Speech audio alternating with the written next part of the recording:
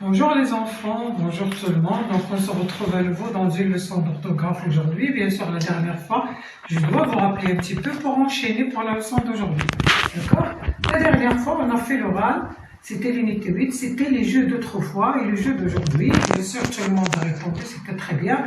Vous m'avez envoyé aussi les exercices sur le cahier d'activité des verbes irréguliers. J'ai corrigé pour quelques-uns, mais d'autres n'ont pas encore envoyé. Lorsque vous aurez la possibilité, vous envoyez. C'est très bien. Donc aujourd'hui, on va faire une leçon sur l'accord du verbe avec son sujet. Donc ce que je vous demande, de prendre bien sûr vos livres, d'accord, à la page 110. À la page 110, vous allez écrire la date du jour, vendredi 15 mai 2020, et vous allez fermer vos cahiers. Lorsque vous allez faire ça, après, oui, suivez avec moi la leçon, parce que je vais démarrer maintenant. D'accord? Donc, on va voir le titre. C'était quoi? L'accord du verbe avec son sujet. On a déjà vu comment on trouve le verbe.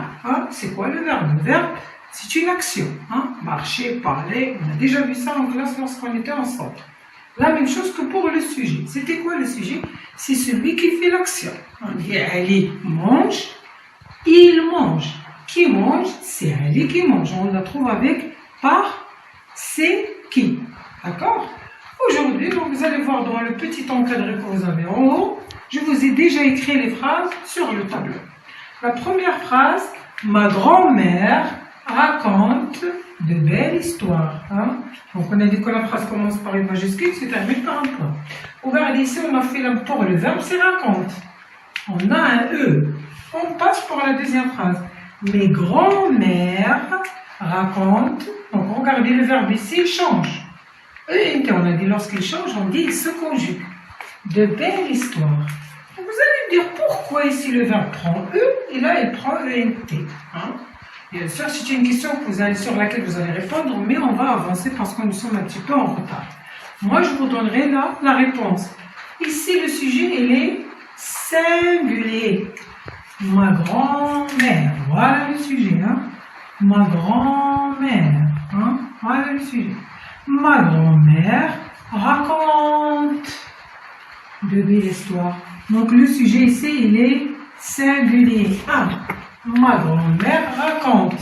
On peut aussi remplacer ma grand-mère par quoi? Par elle. Par elle. Le pronom. Elle raconte de belles histoires. Déjà vu ça. D'accord les enfants? On passe pour la deuxième phrase.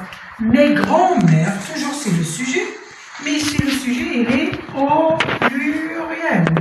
Il est au pluriel. On a plusieurs grands-mères. Regardez ici la marque du pluriel, c'est le S. Raconte de belles histoires. D'accord? Donc vous allez voir que lorsque le sujet il est singulier, le verbe il est singulier.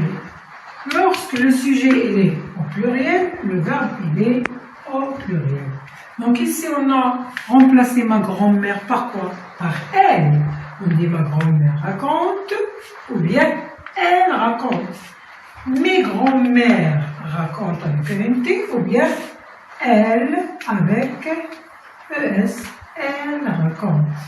Donc ce qu'on peut déduire de ça, que lorsque le sujet il est singulier, le verbe il est singulier. Lorsque le sujet il est au pluriel, le verbe il est au pluriel. C'est pourquoi on dit que le sujet et le verbe s'accordent, c'est-à-dire ils prennent la même terminaison. D'accord?